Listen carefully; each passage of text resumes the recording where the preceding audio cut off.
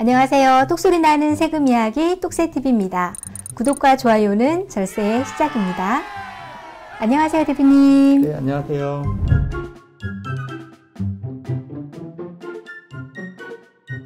대표님, 이런 전화를 좀 받아요.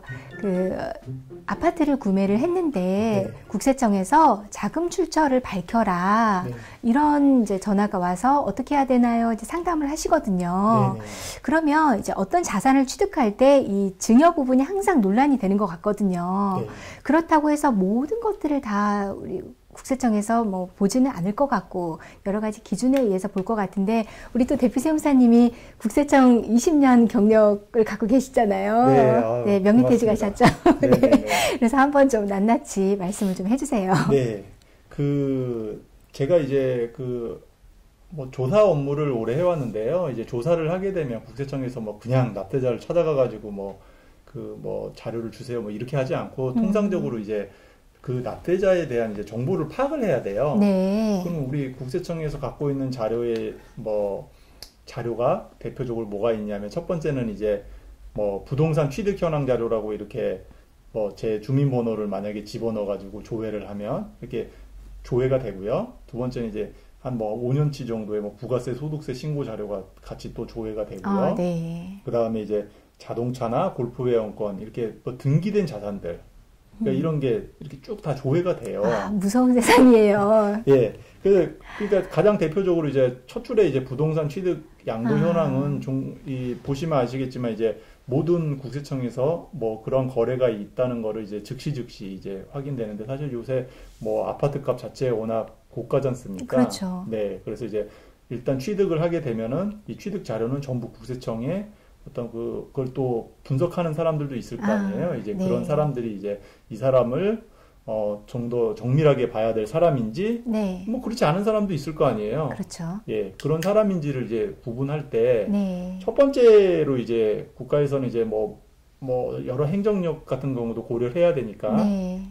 제가 지금부터는 이제 얼마짜리를 샀었을 때 그 부분에 대해서는 자금 출처 조사는 이제 보지 않겠다. 네. 다만 이게 그 기준은 그렇게 돼 있는데 실질적으로 조사했는데 이 사람이 산 게 나왔어요. 이거 주된 조사는 이건데 네. 이게 나왔다 그러면 그거 안 볼 수는 없고 그거는 하는데 네. 얘기 드렸듯이 이제 일반적으로 뭔가를 샀었는데 자력 취득까지는 보지 않아도 이 부분까지는 이제 조사는 하지 않겠다. 이런 부분을 이제 기준을 나름대로의 국세청의 아웃라인을 예, 아시니까 내부 규정입니다. 네네. 그 규정을 좀 한번 알려주시죠. 네네. 그 자산을 이제 주택하고 이제 상가 건물이라고 하는 기타 자산, 땅 이렇게 구분이 돼 있는데 네. 일단 주택 같은 경우에는 또 그 세대주냐 세대주가 아니냐 또 나이가 30세 미만이냐 크게 세 가지로 구분을 해요. 세대주냐 세대주가 네. 아니냐 네. 그리고 30세 미만이냐. 네. 예. 그래서 이제 세대주면은 이제 가족을 구성하는 사람이니까 그 안에서도 이제 30대하고 40대를 구분하게 되는데요. 네. 40세 이상이신 분이 주택을 3억짜리를 샀다. 3억 이하를. 네. 그때는 이제 대상이 아니고요. 일단 30세 이상은 이제 50% 정도 네. 뺀다고 생각하시면 돼요. 그러면 1.5억이겠죠. 네. 그 부분에 대한 주택을 취득하는 경우에는 국세청에서 따로 그 사람이 어떤 자력 취득이 확인되지 않아도 그 부분에 대해서는 추가적으로 검토하지 않는다는 그런 규정이고요. 대표님, 그럼 이게 30세와 40세 나누는 게 40세는 어느 정도 경제활동을 해서 자산을 취득할 만한 그 정도 보유를 좀 했다라고 보는 건가요? 그렇죠. 그래서 이제 30세와 40세는 이제 그런 부분을 가지고 자산에 이제 어느 정도 형성이 됐을 테니까 그만큼은 이제 자력 취득을 어느 정도 감안을 해주시는군요. 크게 인정을 해준다는 거고요. 네. 이제 주택 외에 이제 기타 자산의 경우에는 네. 기준이 더 낮아요. 이제 40세 이상은 1억이고 30세 이상은 5천만 원까지만. 기타 재산이라 그러면 예를 들면 뭐가 있을까요? 예, 건물을 제외한 거니까요. 네. 자동차? 자동차도 있을 수 있고, 토지도 있을 수 있고요. 네. 예, 그렇게 주택 어떤 건물을 제외한 어떤 음. 그런 부분에 대한 얘기를 예. 있으면 될 것 같고요. 네. 이제 채무 상환은 이제 뭐 설정된 근저당 설정 금액의 채무가 뭐 줄어든다. 뭐 아. 그거는 5천만 원까지만 이제 예, 인정을 예. 해주고 있고요.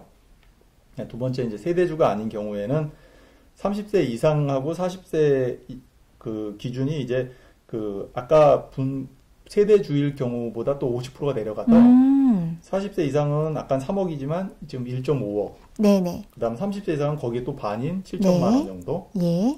그다음 이제 다만 기타 자산은 이제 뭐 더 여기서 50% 내릴 건 없으니까 그 세대주인 경우와 세대주가 아닌 경우는 동일하다고 보시면 되고요. 아, 동일하게. 네. 채무 상환도 뭐 5천만 원 동일하다고 보시면 되고요. 네, 그러면 대출을 1억 원을 상환을 했다. 그러면 그 돈이 내가 정말 벌어서 갚은 것이냐, 아니면 증여를 받아서 아버지 돈으로 갚은 것이냐, 이게 따져볼 수 있겠네요. 아, 그렇죠.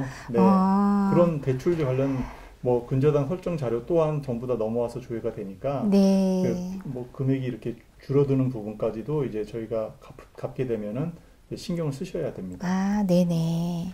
자, 그러면 이제 우리 세 번째 구분, 30세 미만인 경우에는 어떤지 말씀해 주시겠어요? 예, 30세 미만인 경우에는 이제 그냥 간단하게 5천만 원을 전 모든 재산에 대해서 이제 그 이하의 어떤 뭐 채무가 상환되든 뭐 자산을 취득하든 이 부분에 대해서까지만 인정을 하는 거니까요. 아무래도 30세 미만은 이제 사회생활 자체가 뭐 자산을 축적할 수 있는 시기가 아니다 보니까 네네. 기준이 가장 낮다고 보시면 되죠. 아, 그럼 대표님, 건물, 기타 자산, 또 채무 상환이 동시다발적으로 막 일어났어요.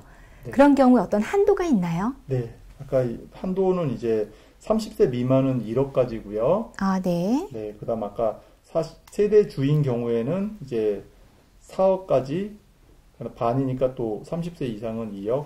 또 세대주가 아닌 경우에는 이제 2억 5천. 네. 그다음에 30세는 1억 2천. 네. 이렇게 구성되어 있는데요. 네. 어쨌든 30세 미만에서 그런 부분이 있다 그러면 다 하는 건 아니고 1억까지를 한도로 하고 있습니다. 아, 그렇군요. 지금 뭐 이 부분은 국세청 내부 규정이잖아요. 딱 이렇지 않을 수도 있단 말이에요. 네. 요것보다 이제 밑에 구간에서 움직였는데도 연락이 올 수가 있는 거고. 네, 연락은 올 수 있습니다. 예. 그렇죠. 네. 이건 또 영상 보시는 분들께서 나 5천만 원밖에 채무상환 안 했는데 잘못 알려준 거야 이러시면 안 되고 네, 참고만 하시도록 해주시면 고맙겠습니다. 떡새 TV 떡소리 나는 세금 이야기. 그러면 제가 이제 뭔가 자산을 좀 취득을 하려고 할 때 떳떳하게 이렇게 인정을 받으려고 한다면 어떤 소득을 가지고 있어야 되는 거죠? 네, 본인이 이제 기본적으로 신고를 해야 되거든요. 아, 신고를 해야 되는군요. 네, 신고를 하지 않으면 알 수가 없잖아요. 그러니까 제가 뭐 일정 금액 이상, 아까 얘기 드린 기준 금액 이상의 자산을 취득을 했다고 가정하면 그 자산을 취득한 거는 어차피 기준이 넘었잖아요. 네. 그러면 그거에 대해서는 내가 내 돈으로 샀습니다. 이런 걸 밝혀야 되는데 거기에 네. 이제 소득별로 구분을 한다 그러면 이제 근로소득은 제가 이제 급여를 받으니까 급여 받은 데서 이제 세금을 이제 빼고 이제 계산하는 게 제 자력으로 인정되는 취득 금액인데요. 네네. 근데 여기서 근로소득은 조금 더 자세히 들어가면 사실 연말정산할 때 이제 신용카드 자료가 다 들어가잖아요. 예. 제가 실무적으로 업무를 해보니까 이제 또 그 소득 안에서 카드 자료를 국세청에서 또 조회가 가능하니까 네네. 그만큼은 또 급여에서 차감을 하더라고요. 네. 그러니까 실질적으로 이제 출처로 인정되는 금액은 이제 조금 더 줄어들 수밖에 없을 것 그러겠네요. 같아요. 예. 그 다음에 이제 퇴직소득 같은 경우에는 이제 지급받은 금액에서 또 제세공과금을 뺀 금액. 이제 사업소득 같은 경우에는 이제 뭐 사업소득에서 제세공과금을 뺀 금액인데요.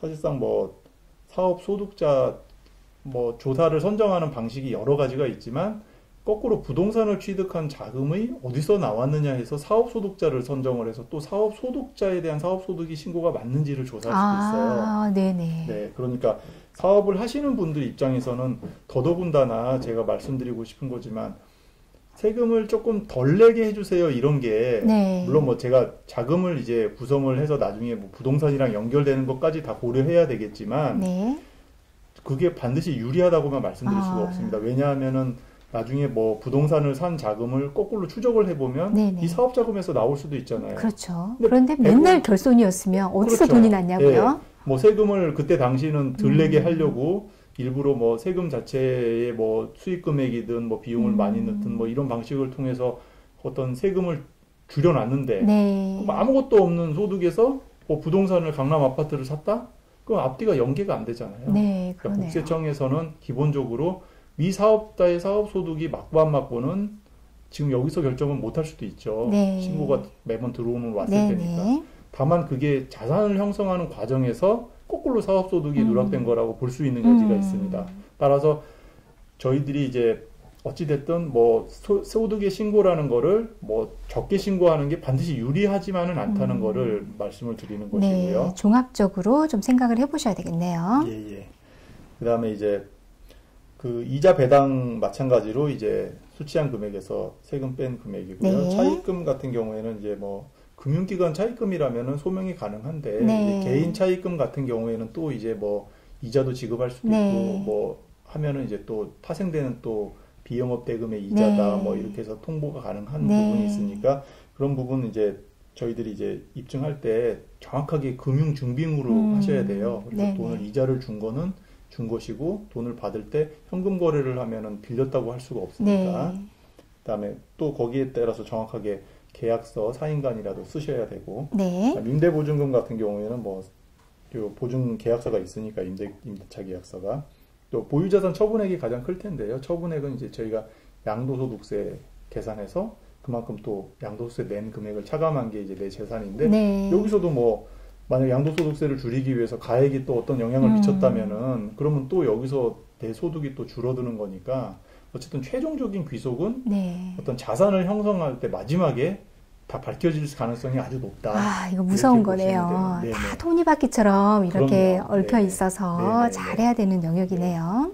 제가 요 시점에서 실장님한테 질문을 드리고 싶은 게 아, 있는데 네네. 뭐 제가 쭉 설명을 드렸지만 과연 그런 국세청에서 50대 사람이 강남에 뭐 10억짜리 아파트를 산 것과 20대 젊은 청년이 뭐 4억짜리 그냥 아파트를 산 거 과연 국세청은 어떤 각자 A, B 중에 어떤 부분에 대해 주시를 할 것 같으세요? 자, 50대는 10억이라고 하셨나요? 네. 자, 10억을 샀고 20대는 4억을 샀어요. 네. 자, 나이는 50대가 많고 금액은 또 이거 배 이상 차이가 나고 제가 오늘 이제 또 들었잖아요. 말씀을 들었을 때는 요거 20대 4억 이거는 경제 활동을 하기에는 좀 너무 이르지 그렇죠. 않나? 네, 맞습니다. 맞나요? 네, 네. 아까도 얘기드렸듯이 저희가 30세 미만인 해당이 되기 때문에 뭐 5천만 원을 당연히 넘어서서 선정이 될 확률도 높은 데다가 네. 그 분이 뭐 국세청에다가 뭐 얼마를 신고했는지까지야 저희가 정보는 없지만 네. 어쨌든 국세청에서는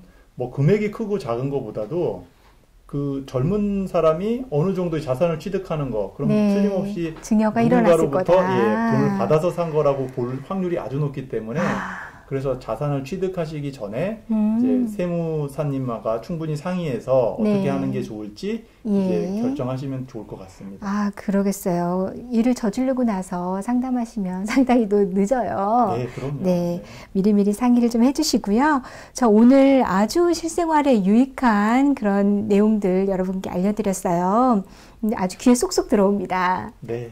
자, 그럼 대표님, 우리 마지막 시간에는 상속세 신고할 때 어떤 구비 서류가 있는지 이거 좀 많이 복잡해서 잘 네네네. 챙겨야 되는 것으로 알고 있는데 한번 또 다음 시간에 알아보도록 하겠습니다. 오늘 너무 재미있게 아주 귀에 쏙쏙 들어오게 설명을 해주셔서 감사합니다. 네, 수고 많으셨습니다. 고맙습니다. 네.